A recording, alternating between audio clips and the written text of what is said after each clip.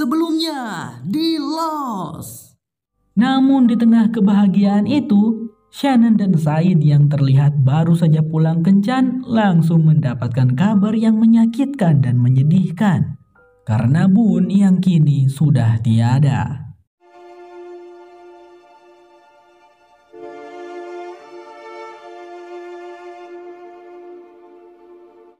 Ini adalah channel Malfest, menghadirkan alur cerita yang sangat the best, bisa menghibur dan menghilangkan stres. Yang belum subscribe ya subscribe dulu guys.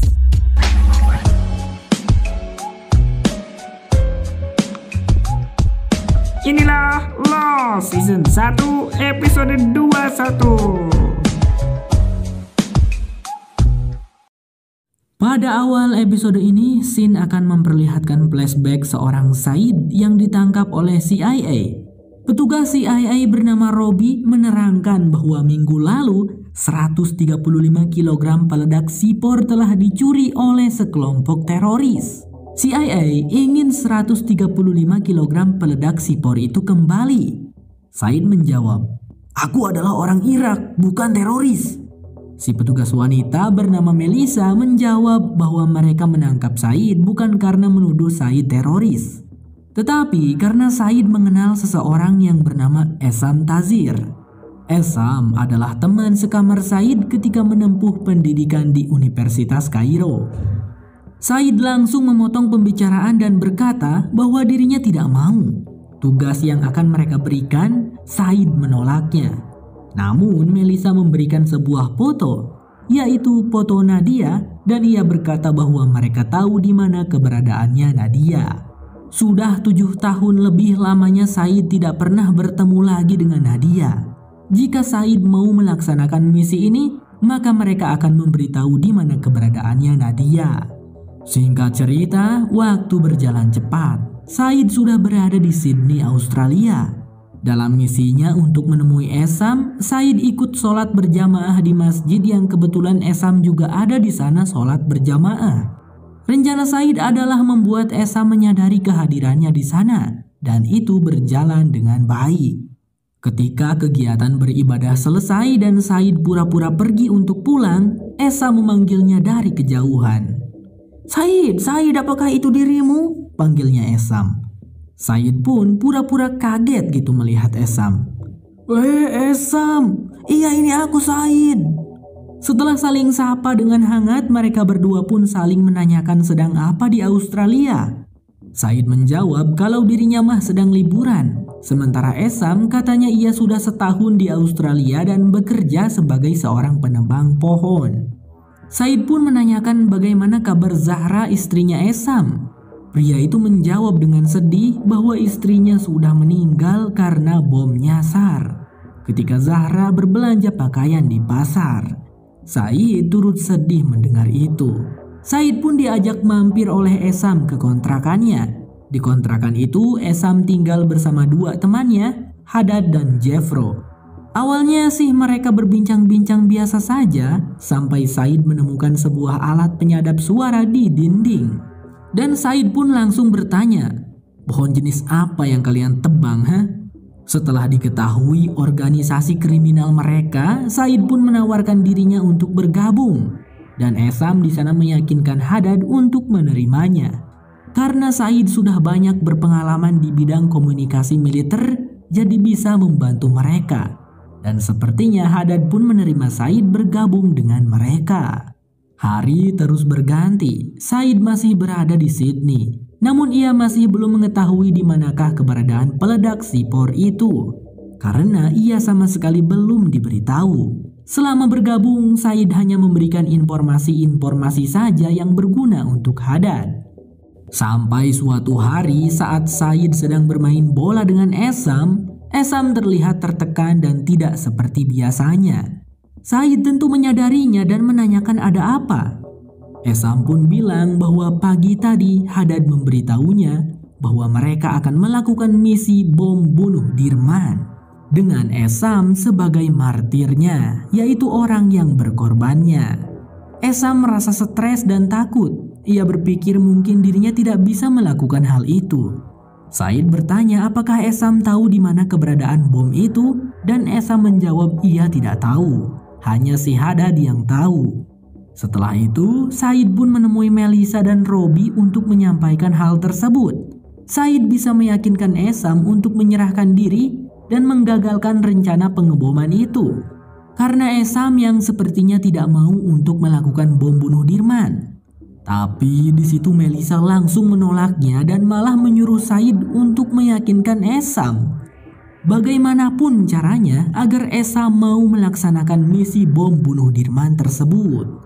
Karena dengan begitu mereka bisa mengetahui di manakah keberadaan 135 kg peledak sipor yang disembunyikan si Haddad. Hanya itu satu-satunya cara. Mendengar itu Said langsung menolak. Akan tetapi Melissa mengancam Said jika Said tidak mau, maka mereka akan menangkap Nadia.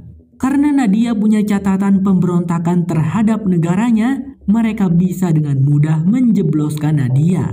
Dan Said tidak akan punya kesempatan lagi untuk bertemu dengan Nadia. Karena hal itu, Said pun sepertinya tidak punya pilihan. So if you want any chance of ever seeing her again, terrible if she got picked up as an enemy combatant, Said.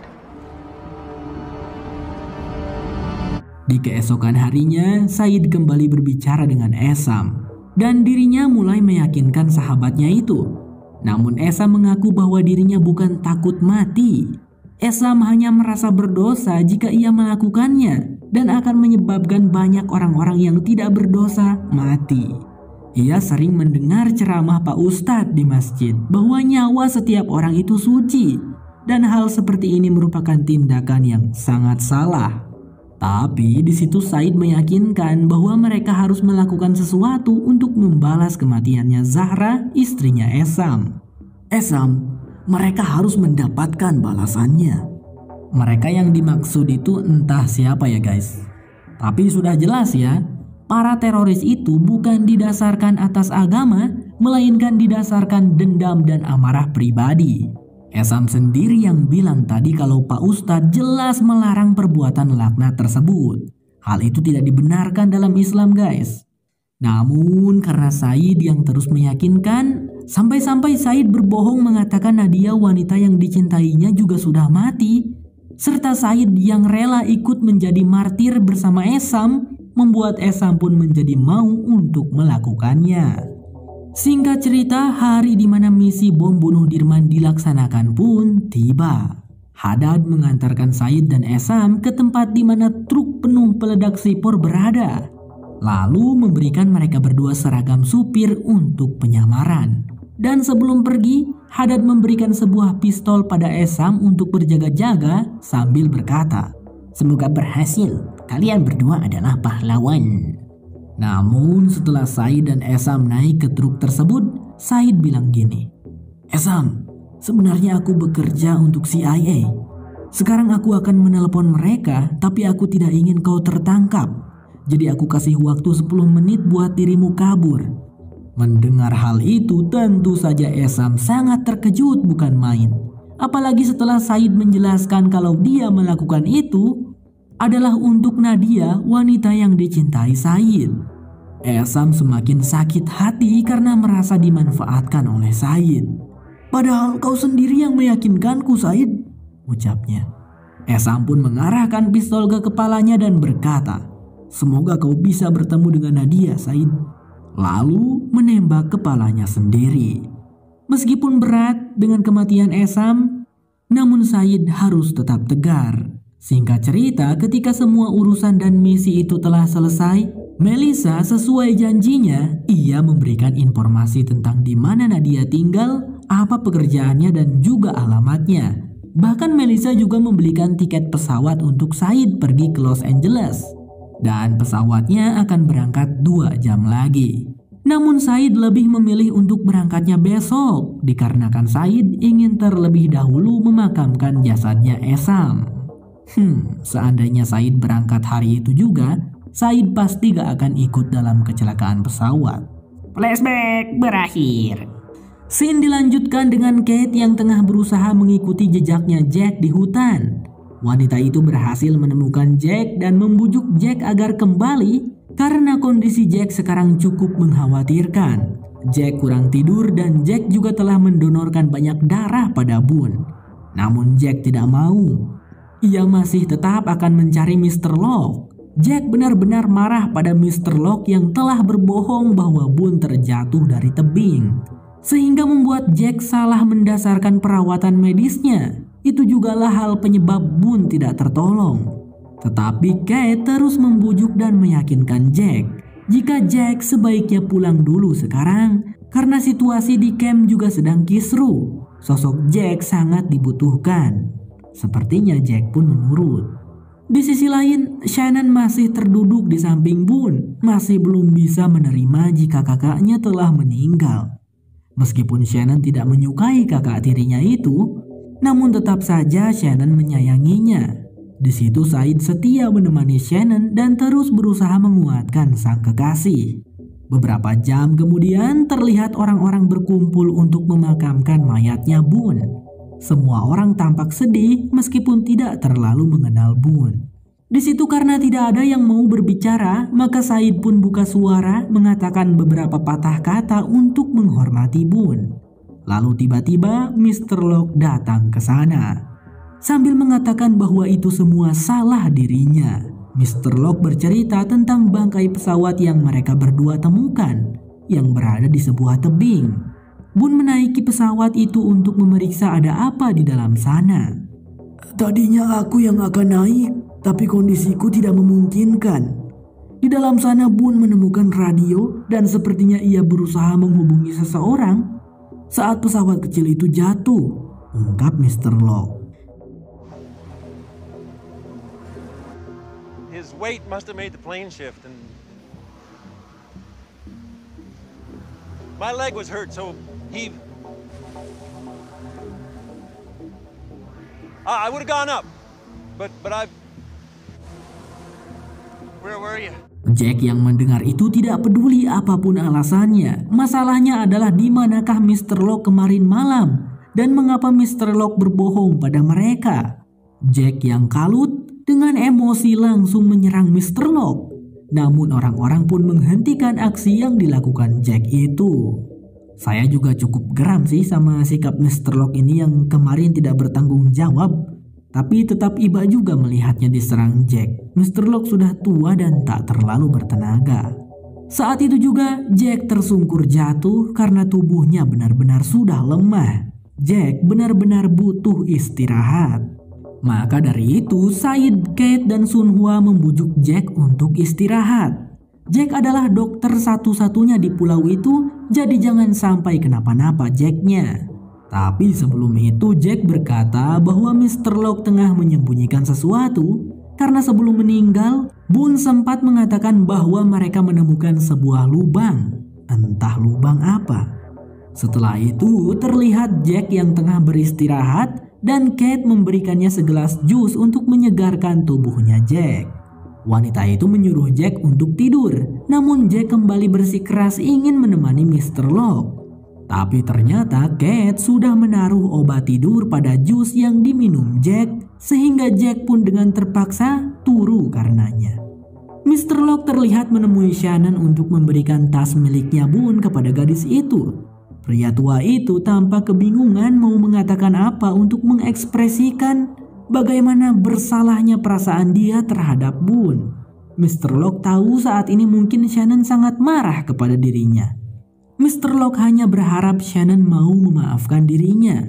Karena Shannon tidak mengatakan apapun, Mr. Locke pun beranjak pergi, meninggalkan Shannon yang terlihat menangis sambil menatap kepergian Mr. Locke.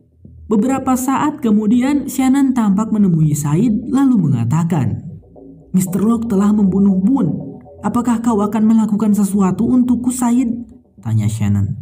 Tak lama setelah itu Said segera menemui Mr. Locke yang saat itu sedang mencuci bajunya yang penuh dengan darah Boone.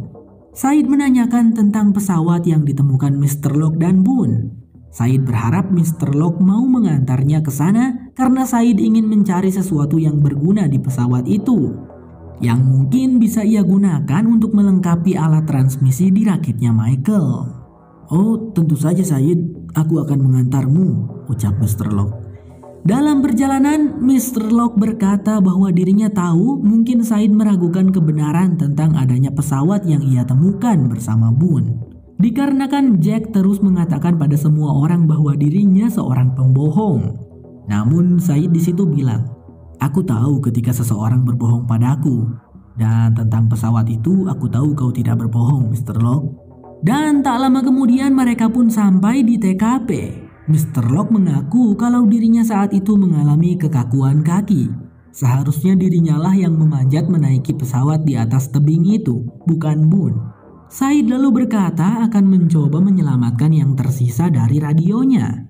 Tak lama kemudian Said keluar lagi dari pesawatnya. Entah berhasil atau tidak, namun di situ Said menanyakan tentang Mr. Locke yang membawa pistol. Pria tua itu langsung memberikannya dan menceritakan kalau ia menemukan pistol tersebut dari sebuah mayat yang ia duga adalah awak pesawat jatuh ini. Di situ Mr. Locke juga mengakui suatu hal kepada Said. "Said, apakah kau ingat di hari ketika Jack terjebak di gua? Lalu kau bersama Kate dan James pergi ke hutan untuk mencari sumber transmisi wanita Prancis? Ada seseorang yang memukul kepalamu dari belakang dan menghancurkan transceiver beserta peralatanmu. Sebenarnya itu adalah aku," ungkapnya Mr. Locke. Mendengar itu, Said tentu saja langsung emosi dan bersiap menembak Mr. Locke tepat di lehernya. Namun di situ Mr. Locke menjelaskan bahwa apa yang dia lakukan itu adalah untuk kebaikan semua orang. Sumber transmisi yang Said coba cari menurutnya adalah sumber mara bahaya. Mr. Locke tidak ingin membiarkan Said dan orang-orang untuk pergi ke sana. Dan pada saat itu, satu-satunya cara agar Mr. Locke bisa menghentikannya adalah dengan melakukan itu. Said pun sedikit tenang, tapi ia masih menodongkan pistolnya lalu bertanya, "Lalu Mr. Locke, apa maksudnya dengan lubang?" Sebelum Boone meninggoy, dia sempat mengatakan sesuatu tentang lubang. Namun Mr. Locke di situ berpura-pura tidak tahu tentang apa yang dimaksud Boone. Could be forward or aft. Hatch. I'm not sure if I can do this. Singkat cerita, Said telah kembali ke perkemahan pantai dan segera menemui Shannon, memberitahukan bahwa Mr. Locke tidak berbohong mengenai pesawat itu. Said juga percaya bahwa Mr. Locke tidak punya niat untuk melukai Boone. Tetapi mendengar hal itu, Shannon tidak terima. Bahkan gadis itu memutuskan untuk mengakhiri hubungannya dengan Said. Saat itu juga, Said hanya bisa menghela nafas. Di sisi lain, terlihat Charlie yang sedang menggendong mengasuh bayinya Claire. Karena Claire-nya sedang beristirahat saat ini. Namun si bayi terus menangis dan Charlie sangat kesulitan untuk membuat si bayi berhenti menangis. Di sana ada Harley yang mencoba membantu Charlie menenangkan si bayi. Tapi bayi kecil itu tetap menangis, membuat Charlie frustasi. Charlie memutuskan untuk menemui Michael yang masih sibuk membuat rakit. Charlie menanyakan bagaimana caranya untuk menenangkan bayi. Kan Michael sudah berpengalaman gitu. Tapi Michael juga tidak tahu bagaimana. Namun tak lama kemudian James datang sambil mengomel, "Kenapa si bayi berisik sekali?" Tanpa disangka, si bayi berhenti menangis ketika mendengar James ngomong. Sehingga Charlie pun memutuskan untuk terus mengekori si James. Scene kembali pada Jack yang baru terbangun dari tidurnya setelah tertidur seharian. Kate ada di sana untuk memberikan sup hangat kepada Jack.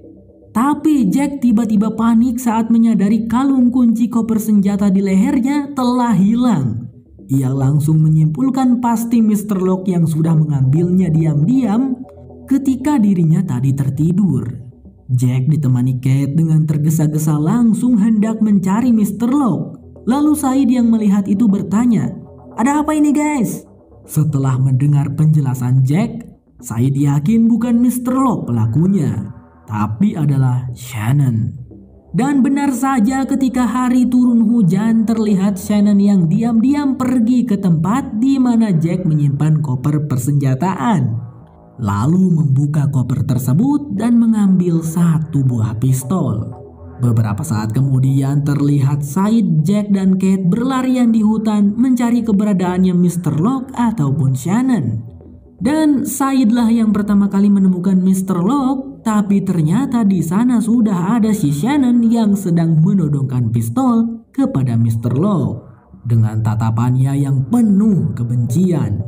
Sambil berusaha membujuk Shannon, perlahan-lahan Said mendekat, bersiap untuk menghentikan secara paksa. Dan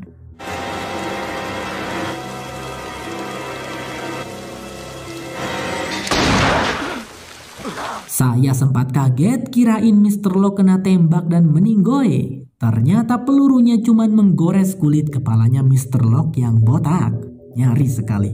Shannon pun tampak semakin marah kepada Said dan langsung pergi. Singkat cerita, pada malam harinya, Said menemui Mr. Locke yang sedang siduru di dekat api unggun.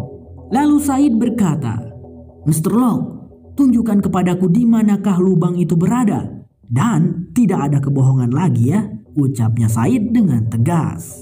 Los bersambung. Kalau kamu suka dengan channel ini, jangan lupa pencet subscribe ya teman-teman.